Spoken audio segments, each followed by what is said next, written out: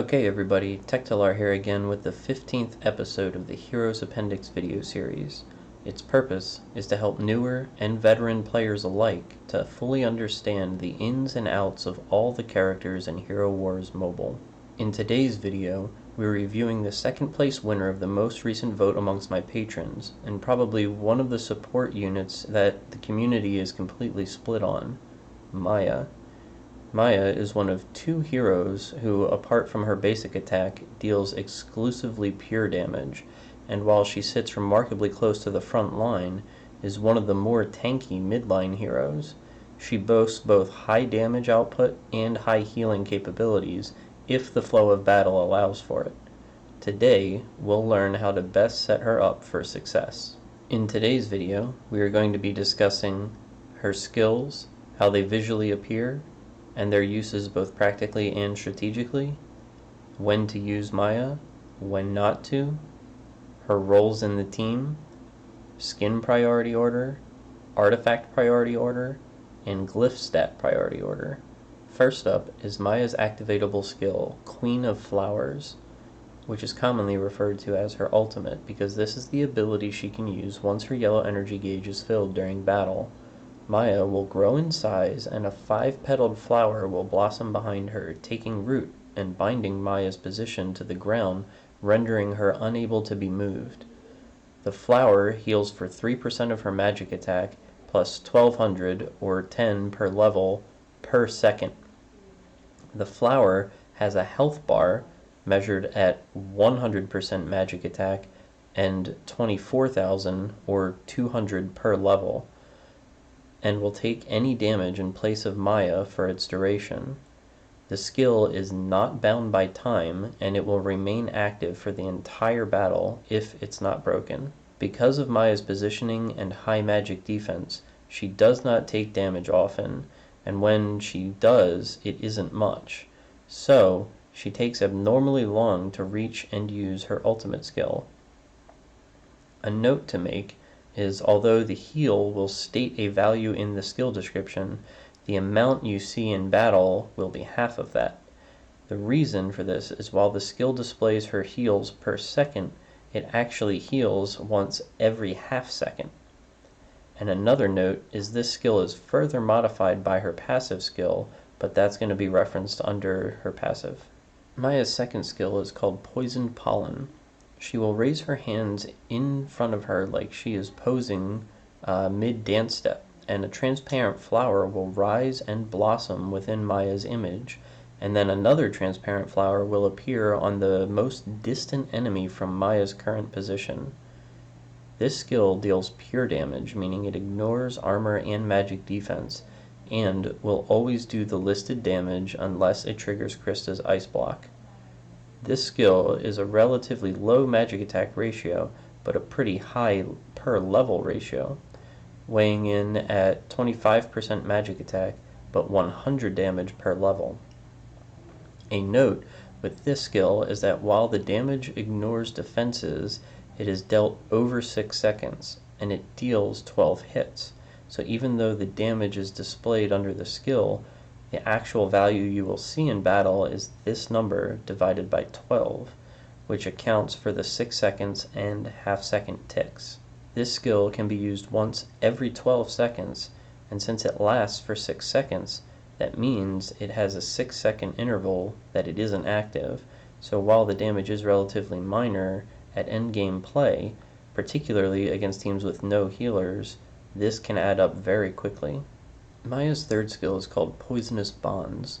She lets out a shout and pushes her hands into the ground, and a pair of thorny roots will creep across the ground and bind themselves to both the front and rearmost enemy, pulling them to each other at the point equidistant between the two of them and not the center of the enemy team. This becomes most notable when she pulls Luther after he is jumped. It will pull him and the opposing team's rearmost hero to the front of the enemy team, so if he jumps again, he will abandon his once rear-line ally, and as a result, it can serve as a substitute for Cleaver's hook, as a means to pull the rear enemy to the front. This skill deals pure damage, meaning it ignores armor and magic defense, and will always do the listed damage unless it triggers Krista's Ice Block. This skill has a relatively low magic attack ratio. It's actually the same as the previous skill, but it's at 25% magic attack ratio and 100 damage per level. And a note with this skill is that while the damage ignores the defenses, as I mentioned before, it is dealt over 6 seconds, and it deals 12 hits. So again, you're going to have to divide the number that you see in the skill description by 12 to know how much damage per tick it's going to do. This skill can only be used once every 20 seconds. Queen's Revenge is Maya's passive skill, which directly affects her ultimate. When the flower dies, its roots entangle the nearest enemies in a group, preventing them from moving and dealing pure damage over 8 seconds, which again ticks every half second at a massive damage ratio of 100% magic attack and 400 damage per level. If you divide that value by 16, it will show you how hard her skill will tick for you, which is the highest damage skill in the game that's based off its own growth, if you don't count Cornelius's ultimate, which grows off the stats of its target. A note is that hitting Maya during her ultimate becomes a very tricky thing, because once the flower dies, if your damage dealer is in the front line, they will get caught in the bramble for being too close to the tank. And when she's maxed, it can deal 130,993 pure damage, which is about 25k shy of killing a maxed out Kark or Kira.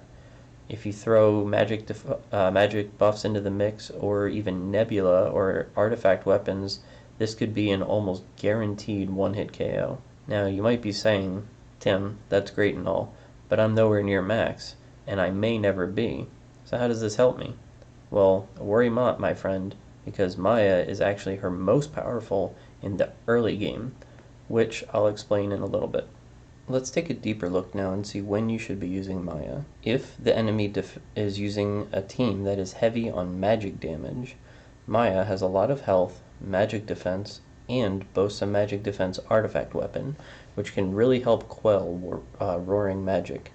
The second time to consider using her is with one or more heroes who either group up the enemies or crowd control grouped up enemies themselves to capitalize off Maya's third and fourth skills.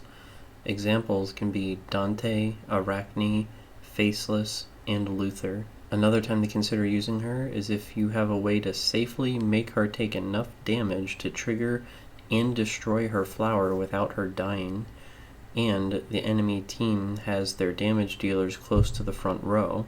Examples could include Kark, Ishmael, Elmir, Satori, etc., which is especially potent against Ishmael because when her ultimate breaks, her passive roots him, and he's unable to get close enough to attack, and he cannot steal life with his attacks anymore.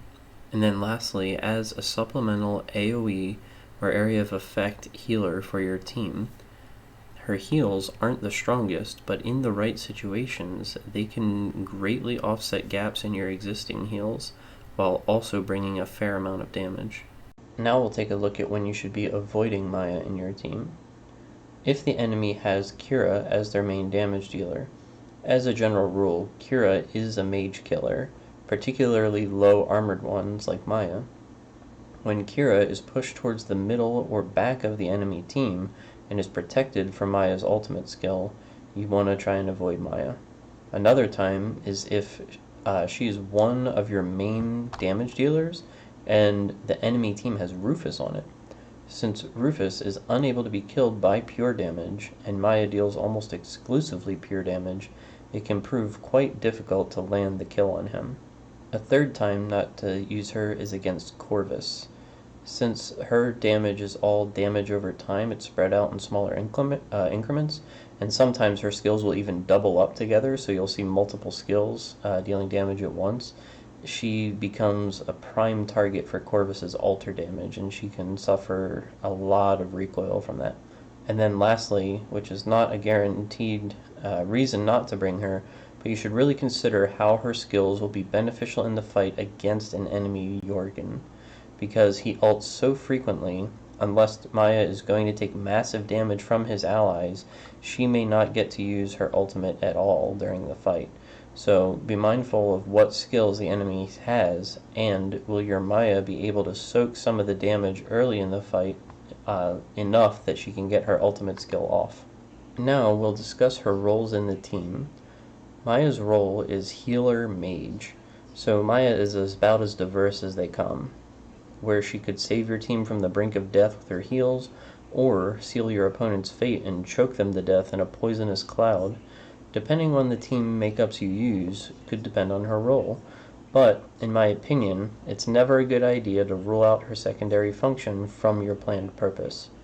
Some examples with Maya could include Astaroth, Satori, Maya, Jorgen, Thea, which offers superb protection against Twins teams as well as Kark teams, Aurora, Maya, Dante, Arachne, Faceless, which really capitalizes on her crowd control and group punishment effects. All in all, Maya's role may look different from one battle to the next, but she's a great unit to have once you learn how to use her. A big note with regards to her, as if you're a newer player to the game, or want to start over on a new server, grab her early and level her in your main team. Her passive deals massive damage, and her ultimate has a massive health pool early on, and you can defeat many enemies just from the retaliation from her flower. Maya is a healer who interestingly deals consistent damage throughout the entire fight. While some healers can easily heal through this damage, however, if the enemy damage dealers aren't careful when they break her flower, she can explode in an oppressive AoE dot effect that they won't be able to heal through, especially if she's paired with a hero like Celeste or Yasmin to block healing. In this segment, we'll be discussing her skins, which are all available for purchase using Scrolls or the Guild Wars store. The top priority skin is her Romantic skin, which offers 106,645 health, which yields a large boost to her survival, particularly early on, and paves the way for you to use her other resources to build her offensive and healing capabilities. The second and third priority is her Champion and Winter skins, which offer 10,687 and 10,665 magic attack respectively, which will give a massive damage boost to her skills as well as provide additional healing and health for her flower. The last in priority is her default skin, which offers 1,365 magic defense, 1,365 physical attack, and 4,095 magic attack, and is the least ineffectiveness for her survivability due to crit protection, magic defense, as well as a minor boost to her healing. Next, we'll discuss artifact priority, which means which artifact is the most important to level up first. First up is the artifact book, which grants her 53,394 health, 10,680 magic attack. This will ensure she's able to stay alive the longest, deal additional damage, and heal for more.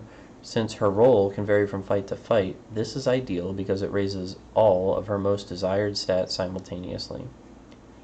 Second up is her ring, which grants her 3,990 physical attack, 3,990 magic defense, and 11,970 magic attack, which offers her a sizable boost to her damage, as well as offering her critical hit resistance and enabling her to heal for a bit more.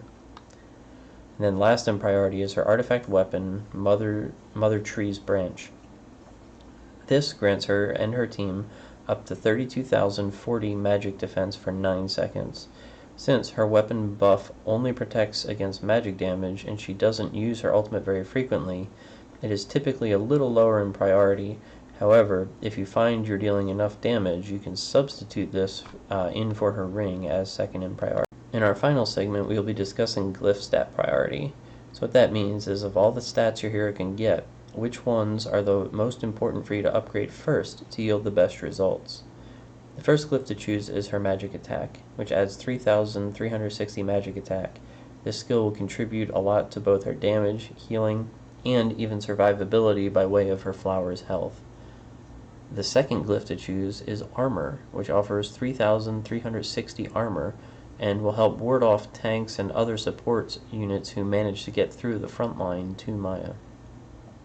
The third glyph is magic defense, which offers 3,360 magic defense, and helps her ward off magic attacks as effectively as possible, which will likely be the most common damage type that she suffers. The fourth glyph is Health. It gives 30,800 and is knocked down far by the Health skin because her defensive mechanics are more important, particularly early on. The fifth in priority is Intelligence, which gives 560 physical attack, 560 magic defense, and 1,680 magic attack, which helps her reach her maximum effectiveness at healing, warding off critical hits, as well as minor damage increases. Okay, everybody, hopefully you found this video informative. If you do, please like, follow, and subscribe to my channel. Another thing to consider is recommending my content to your friends as well if you know they yearn for knowledge of the game. Since these videos are private, word of mouth is how they will get spread. Also, for a large and active Hero Wars Mobile community, join my Facebook group called Hero Wars Mobile Community The GOAT. The link will be in the video's description. Thanks for watching.